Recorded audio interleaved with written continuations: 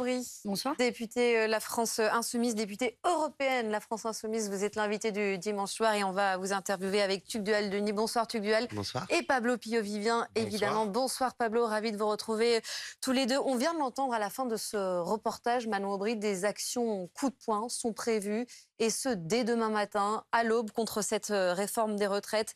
C'est ça votre objectif à vous, dès demain, alors qu'une semaine décisive commence, une fois de plus, mettre la France à l'arrêt? C'est dans la rue que ça va jouer plutôt qu'à l'Assemblée nationale? Disons qu'on a un président de la République qui refuse le jeu démocratique et qui refuse que ça joue à l'Assemblée nationale. Alors oui, dans ce contexte, les actions coup de poing vont se multiplier partout en France parce qu'il n'y a pas d'autre alternative. Et finalement, le combat social de ces dernières semaines, qui était un combat pour les travailleurs, est devenu un combat démocratique. C'est aussi au nom de la démocratie, et je crois que le 49.3 a jeté de l'huile sur le feu, et ce qui démontre aussi la responsabilité du président de la République. Et je pense que nous sommes désormais dans une crise politique qui est peut-être inédite, ou en tout cas qui est sans précédent dans les années récentes. Le président de la République, il prend la parole ce soir via l'Élysée. L'Élysée nous en dit plus sur l'état d'esprit du président de la République qui parle des violences contre les élus, mais ça on va en parler dans quelques instants, mais qui dit aussi, le président, qu'il souhaite que cette réforme poursuive son cheminement démocratique. Voilà, ce sont ses mots. Ça vous inspire quoi? De quel cheminement démocratique parle-t-il quand il impose une réforme contre 80% de la population française, contre l'ensemble des syndicats, contre l'Assemblée nationale? On est quand même dans un pays où un président de la République n'a pas de majorité à l'Assemblée nationale. Il impose un 49.3, il n'a pas de majorité dans le pays, il interdit les manifestations, il utilise aussi, dans une certaine mesure, la répression policière avec une multiplication des arrestations. Le 49.3, c'est un outil démocratique. Et ce soir, la présidente de l'Assemblée nationale, qui était l'invitée de BFM TV, elle dit la France Insoumise, ils évoquent la Constitution quand ça les arrange, en fait. Vous savez, moi, je suis cohérente, j'ai toujours été opposée au 49.3. Vous pouvez regarder le programme pour l'élection présidentielle de Jean-Luc Mélenchon. Nous proposions une réforme en profondeur des institutions avec une 6e République. Parce que quand je vous dis que cette crise sociale, au fond, couvre une crise démocratique. D'ailleurs, on peut faire un peu le parallèle avec les Gilets jaunes, c'est intéressant. Le mouvement des Gilets jaunes, il est né dans une mobilisation contre l'injustice de la taxe carbone, et il s'est terminé par des revendications du type le RIC, le référendum d'initiative citoyenne. Et je trouve qu'on est dans une situation relativement similaire, toutes choses égales par ailleurs, mais on a une mobilisation sociale qui naît d'une volonté de ne pas avoir à travailler jusqu'à 64 ans et qui se traduit par une crise démocratique parce que notre système institutionnel est incapable de canaliser, au fond, la révolte populaire et l'opinion publique. Vous souhaitez, vous, le retour des Gilets jaunes via cette contestation? Je souhaite une mobilisation qui soit la plus large possible pour faire plier le président de la République et qu'il retire sa réforme. Et donc, s'il faut envahir les ronds-points, s'il faut se mobiliser jour et nuit jusqu'à ce que le président de la République comprenne le message, je pense qu'il faudra le faire. Et vous savez, je crois que tôt ou tard, Emmanuel Macron devra reculer. Si ce n'est pas avec la motion de censure demain, ce sera peut-être après-demain avec une censure du Conseil constitutionnel, ce sera peut-être après-demain avec notre référendum d'initiative partagée, mais je crois que le plus sage, pour éviter que le pays s'embrase, c'est qu'Emmanuel Macron dise « j'ai compris le message, dont acte ». Enfin, ça se fait dans une démocratie de dire « ok, je retire ma réforme et j'apaise le pays », parce que là, il met de l'huile sur le feu. Ce n'est effectivement pas ce qui se profile. Alors, le problème, c'est qu'il n'y a pas que des occupations de ronds-points. Depuis 4 jours maintenant, clairement, on sent que le mouvement a pris une autre dimension. Dans la capitale, il y a eu 3 nuits de tension où des rassemblements spontanés contre cette réforme des retraites ont dégénéré, avec à la clé à chaque fois des dizaines d'interpellations. Ce soir, en marge d'un carnaval qui était organisé dans les rues de Marseille, il y a eu des tensions avec les forces de l'ordre, avec là encore des slogans contre Emmanuel Macron, contre sa réforme. La faute à qui, Manon Aubry? Notre pays est en ébullition sociale. Alors j'entendais votre spécialiste police-justice qui parlait de la situation à Marseille qui était indistinguée.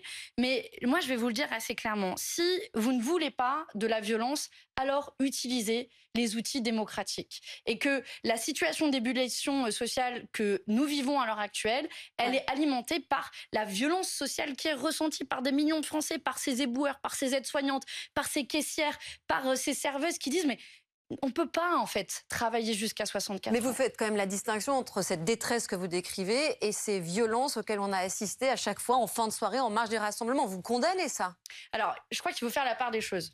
Le fait qu'il y ait des mobilisations spontanées qui se produisent tous les jours, c'est le cœur de la démocratie. Il y a des gens qui sont en colère, ils descendent dans la rue. Et quand je vois que les forces de l'ordre non seulement interdisent les rassemblements et utilisent sans discernement des arrestations dont vous avez longuement aussi parlé sur votre antenne. J'ai vu votre sujet qui faisait état notamment du nombre d'arrestations et du nombre qui était classé sans suite, c'est-à-dire l'écrasante majorité. J'ai les chiffres exacts, 292 gardes à vue, 283 qui sont relâchés jeudi dernier. Et c'est la démonstration qu'aujourd'hui, c'est devenu un outil de la répression policière, les arrestations, un peu à tout va. On va dans le tas, on arrête, on essaie de dissuader et ensuite on espère que les personnes qui ont passé 15 heures, 20 heures, 30 heures de garde à vue se gardent bien d'aller se mobiliser le lendemain. Donc pour vous, il y a aussi un problème de maintien de l'ordre. Pablo, évidemment, sur le moment actuel. Oui, sur le mouvement actuel. Est-ce que j'arrive pas très bien à comprendre en fait votre position quant à la problématique de l'embrasement. Est-ce que vous souhaitez qu'il y ait un embrasement du pays? Parce que certains de vos collègues insoumis parlent d'insurrection, ils parlent de révolution, etc. Donc, on peut imaginer que ce qu'ils souhaitent, ce qu'ils appellent de leur vœu, c'est précisément un embrasement du pays qui serait susceptible de changer le cours des choses, renverser les institutions ou que sais-je. Vous, j'ai pas l'impression que c'est ce que vous dites. Vous dites, il faudrait au contraire que le président de la République prenne la parole pour justement pas que le pays s'embrase. Moi, ce que je souhaite, c'est le retrait de la réforme des retraites. Pour le coup, j'ai été relativement cohérente. À chaque fois que vous m'avez vu sur un plateau télé, je vous ai dit exactement la même chose. Et donc, pour retirer cette réforme des retraites, on a fait quand même 8 journées de mobilisation, on a mis des millions de gens dans la rue, les syndicats étaient unis, tout s'est bien passé dans une démocratie normale et apaisée. Le président de la République, il dit « j'ai pas de majorité ni dans le pays, ni à l'Assemblée nationale, je retire ».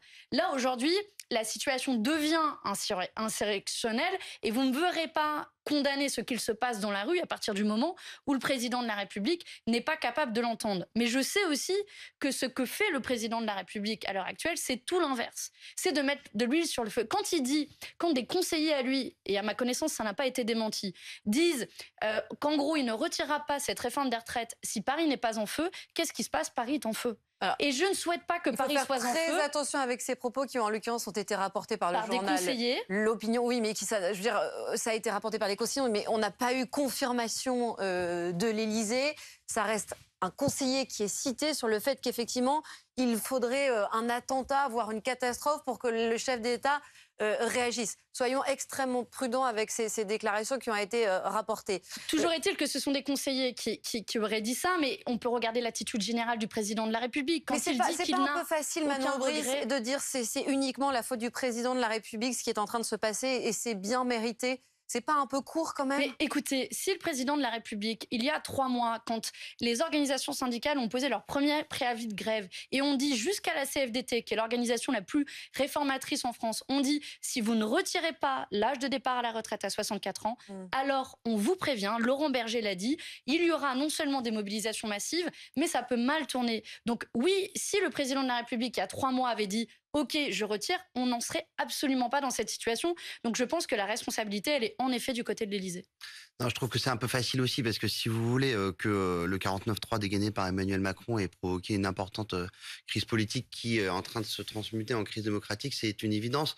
En revanche, si on remonte un peu le fil des événements ces dernières semaines, je crois que la NUPES, et en général, et la France Insoumise en particulier, a clairement participé de cette hystérisation et d'une forme de violence qui s'installe autour du débat autour de cette réforme.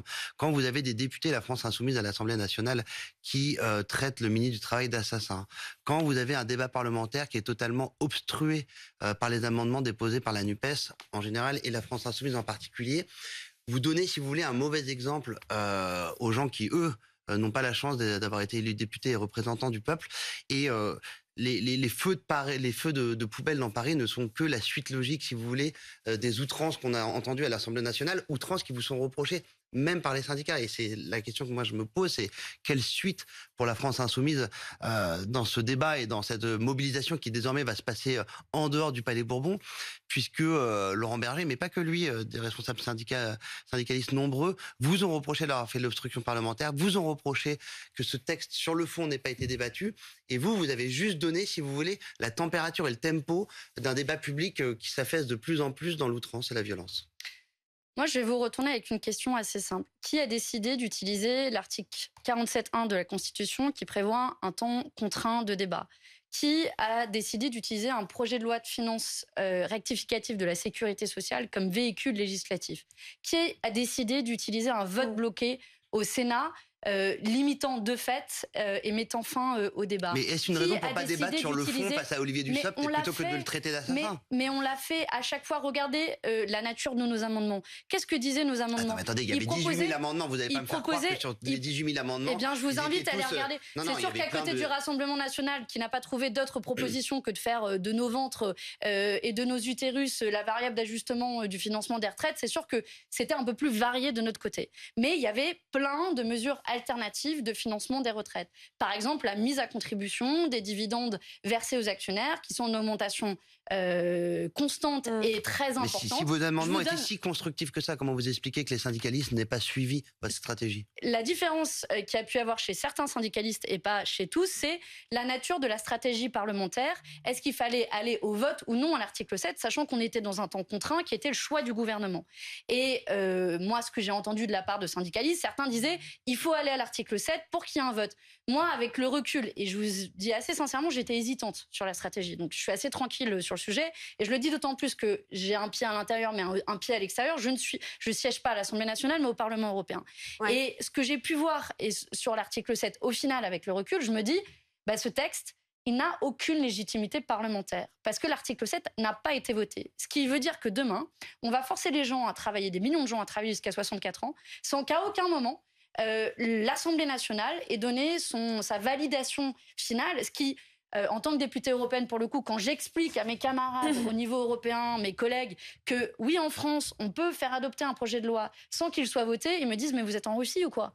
Donc, évidemment, loin de moi de faire la comparaison entre les deux pays, mais c'est une nature démocratique qu'on peut contester. Donc, moi, je le dis, je suis fière de la bataille qui a été menée à l'Assemblée nationale, qui a permis aussi de déconstruire l'ensemble des mensonges du gouvernement. Manon Aubry, mais est-ce que vous n'avez pas le sentiment d'avoir, d'une certaine manière, aussi participé, du coup, à ce climat de tension et de climat de violence autour de cette réforme? Mais ce à quoi on a participé, c'est à dénoncer un à un les mensonges du gouvernement. Quand on demande à Olivier Dussopt combien de personnes vont être concernées par les 1 200 € minimum, et qu'au début on nous annonce un chiffre de 200 000 personnes, et qu'à la fin il y a au mieux 10 000 personnes qui en bénéficieront. Quand nous demandons si les femmes sont ou non les premières victimes et qu'en réalité, on découvre que 60% des économies sont faites sur le dos des femmes, c'est grâce au débat parlementaire. C'est parce que nous avons posé des questions sans cesse dans les débats télévisuels quand on nous en donnait l'occasion, mais aussi dans les débats parlementaires. Donc, si on avait eu sans doute d'ailleurs davantage de temps pour le débat parlementaire,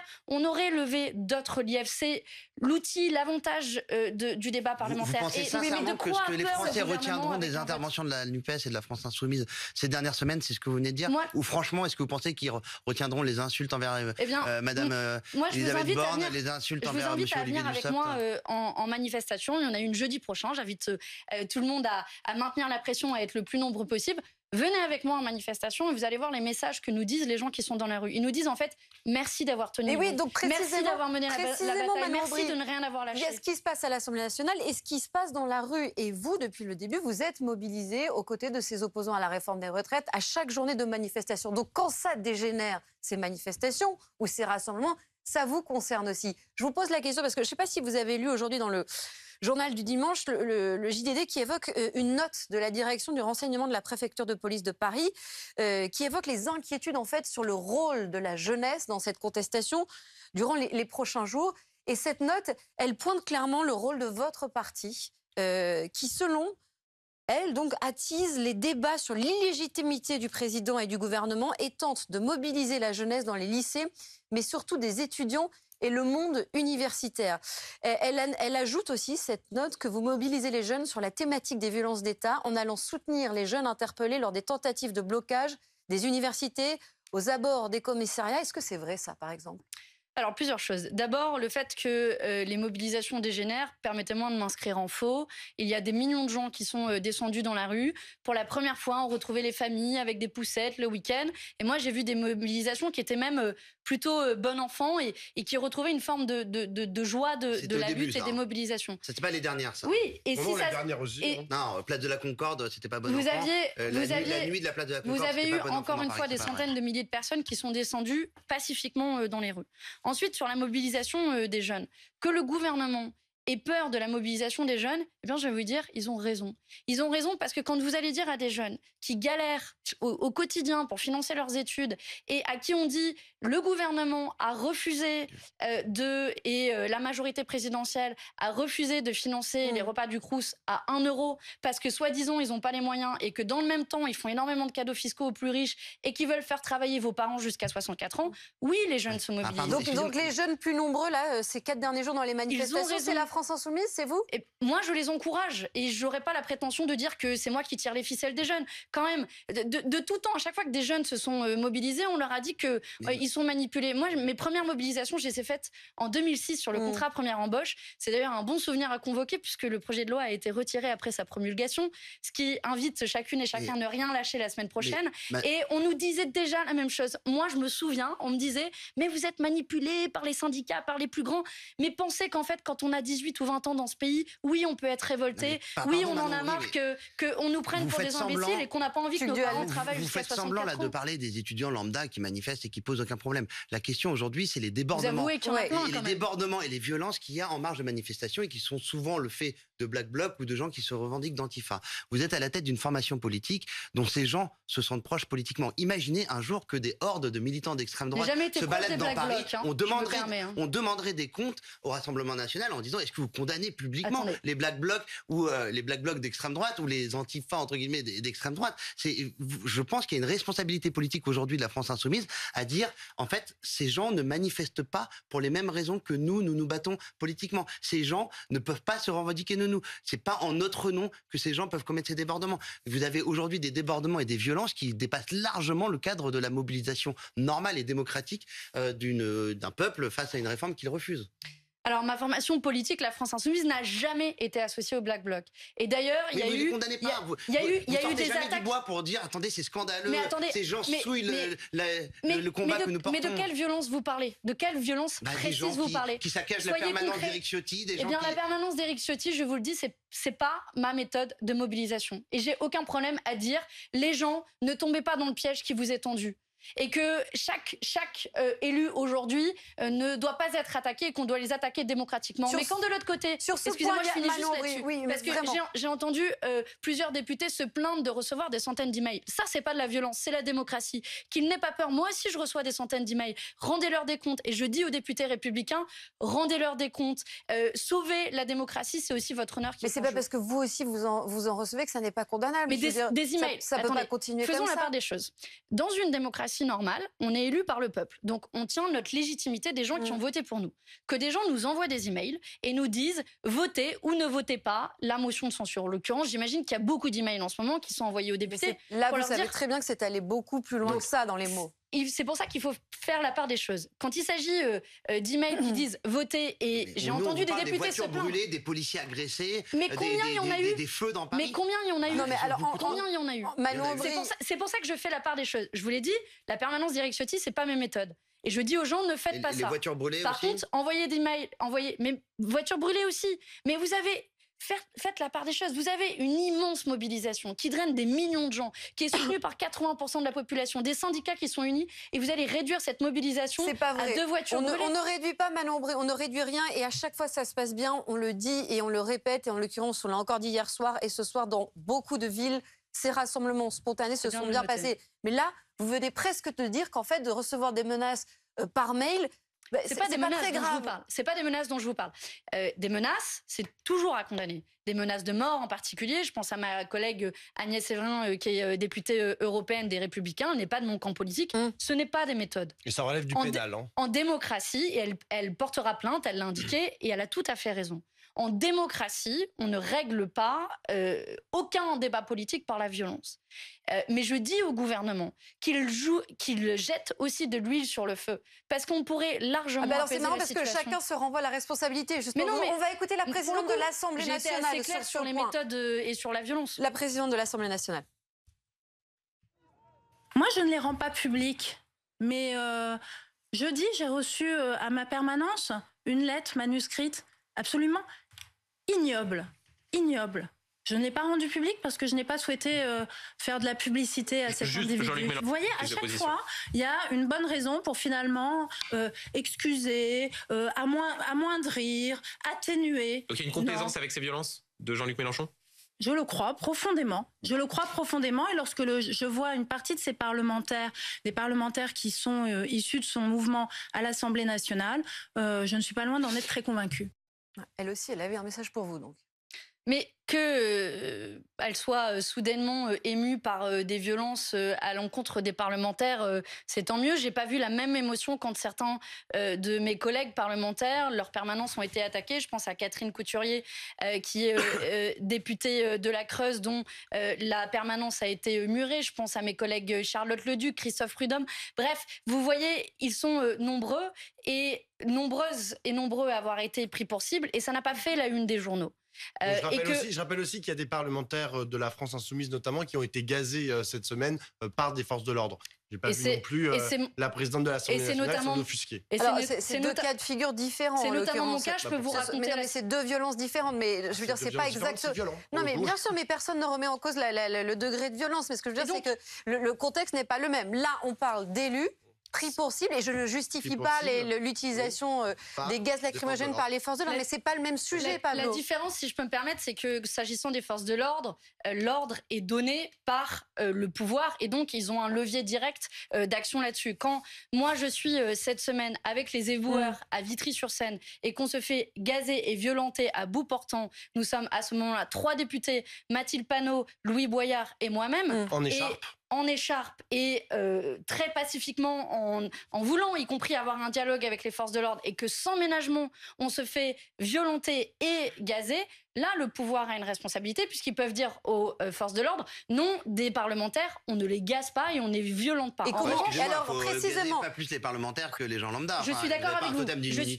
Je suis tout à fait d'accord avec vous, mais c'est parce que là le débat semble se focaliser sur les élus. Et justement on va avancer, c'est que quand il y a des élus qui sont de Richter des violences, mais comment on sort de ça, Manon Rouy ? Comment on sort de cette séquence ? Et ne me dites pas le retrait de la réforme, parce que pour l'instant, vous savez très bien comme moi que ça n'est pas à l'ordre du jour. Par exemple, est-ce que vous considérez que le président doit prendre la parole, là, très vite, s'adresser aux Français ? Mais s'il prend la parole pour leur dire ce qu'il a dit depuis des mois, vous avez mal compris ma réforme, elle est indispensable, sinon le pays sera en faillite, qui sont les arguments qui ont été utilisés cette semaine, je le dis, je vous préviens, il jettera encore plus de l'huile sur le feu. Et il provoquera la France dans une situation qui est dangereuse. Et que la seule situation raisonnable et responsable d'un président de la République dans une situation que l'on connaît à l'heure actuelle, oui, c'est le retrait. Le retrait, y compris au-delà de tout positionnement idéologique, pour dire j'ai compris le message, je veux de l'apaisement et dont acte. Parce que sinon, qu'est-ce qui va se passer ? Oui, les mobilisations spontanées vont continuer chaque jour. Et il ne faut pas penser que les gens ils vont rentrer tranquillement chez eux en mode ah bah mince, le gouvernement il m'a pas entendu, en passant en force sur l'Assemblée nationale et la population française. Il y a une autre façon que cette réforme soit retirée, c'est qu'elle ne soit pas adoptée. Si demain, par exemple, s'il y a une des deux motions de censure qui passe, est-ce que vous y croyez ?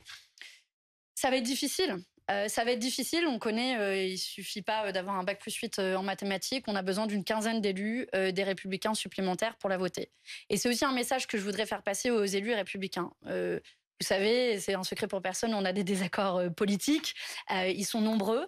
Mais je pense que les élus républicains sont aussi attachés à des valeurs démocratiques. Au-delà de ce qu'ils peuvent penser de la réforme des retraites, certains d'ailleurs sont en faveur d'allonger l'âge de départ. Je le respecte puisqu'ils ont pu être élus sur ce programme. Je pense que la manière dont Emmanuel Macron a malmené la démocratie ces derniers jours, la manière dont ils se sont fait traiter aussi ces dernières heures, quand j'entends Aurore Berger, la présidente du groupe Renaissance à l'Assemblée nationale, qui dit peu ou prou que des élus républicains ont tenté de corrompre le pouvoir en disant qu'ils étaient prêts à négocier quelques financements et que c'est eux qui auraient fait la demande au gouvernement en échange du soutien à la réforme des retraites, c'est grave comme accusation. Donc je m'adresse vraiment solennellement aux députés républicains. Si vous avez de l'honneur, si vous voulez défendre la démocratie, si vous voulez de l'apaisement dans le pays, alors votez cette motion de censure, changeons de gouvernement, repartons de zéro et repartons y compris sur les désaccords politiques qu'on peut avoir par ailleurs. Mais c'est quand même assez savoureux de vous voir là ce soir changer de ton, même votre ton s'adoucit presque et adresser un message aux élus républicains. Vous me connaissez mal, j'ai toujours un ton relativement doux. Je pense qu'on peut avoir un discours radical et un discours de rupture avec un ton très calme. C'est malheureusement la caricature qui est souvent faite contre nous. Mais je le dis assez solennellement et et vous savez très bien que ça ne va pas suffire. Comment ça s'est passé les tractations là ce week-end précisément pour essayer de les convaincre, ces députés les républicains? Vous savez, parce que selon notre décompte, la motion du groupe Lyot, qui est la plus susceptible d'aboutir, elle est à 261 voix.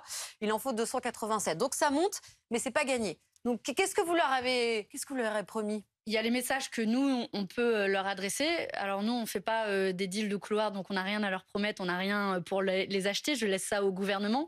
Par contre, la différence des élus républicains par rapport à Emmanuel Macron depuis sa tour dorée de l'Élysée, c'est qu'ils sont, et je reprends une expression communément admise et qui n'est pas de moi, des élus sont à portée de baffe, contrairement à Emmanuel Macron. Donc les élus républicains, ils sortent dans la rue.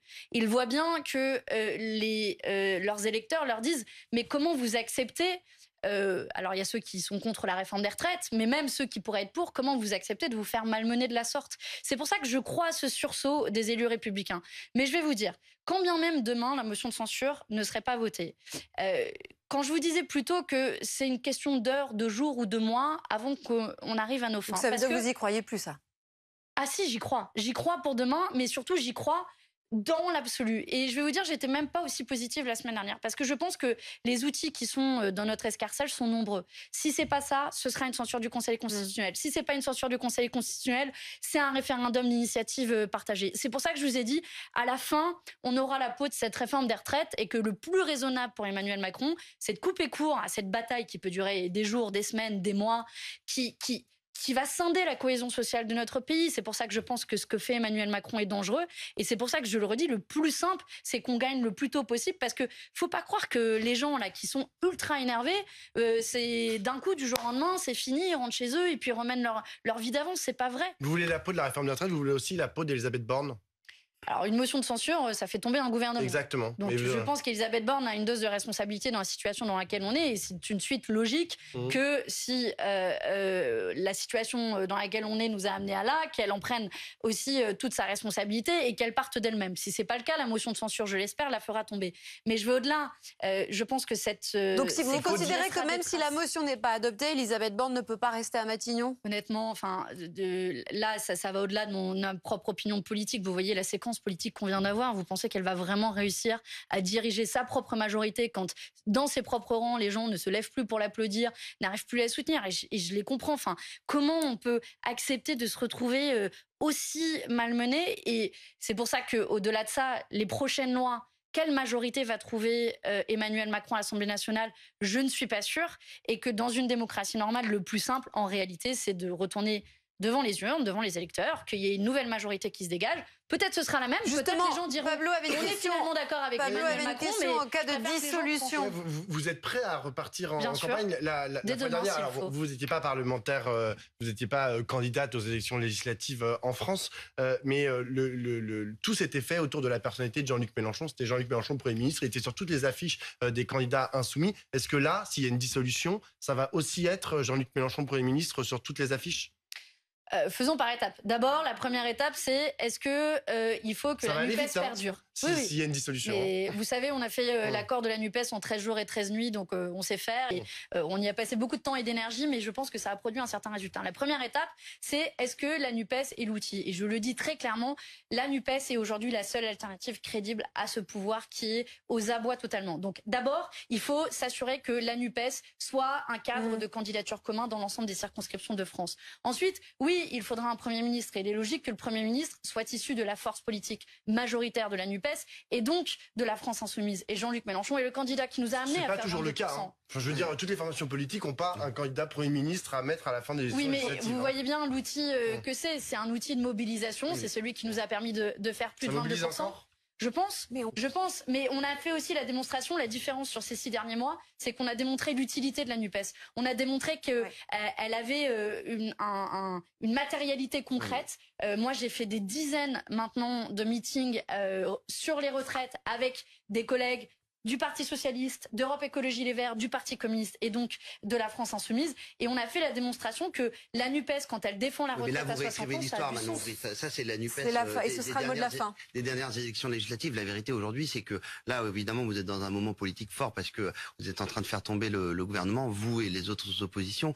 Mais la France Insoumise n'a jamais été aussi divisée. Il y a des dissensions très fortes entre les partisans de Jean-Luc Mélenchon, son commissaire politique Manuel Bompard, et des gens un peu plus opposés à cette ligne caporalistes que sont Raquel Garrido et Alexis Corbière par exemple, et puis surtout vos alliés de la NUPES, ils n'ont pas tous été ravis de voir dans la manière dont sont passés les débats parlementaires. Donc je suis pas sûr que pour vous une dissolution soit une si bonne nouvelle. Moi je pense qu'au contraire, quand les gens s'opposent à la retraite, à la réforme des retraites à 64 ans, ils ont envie d'un autre horizon, et cet horizon il est proposé par la NUPES et notamment la retraite à 60 ans. Et je leur dis qu'on sera là pour continuer à se mobiliser ensemble et offrir un horizon d'espoir aux gens pour ce dimanche soir. Merci beaucoup.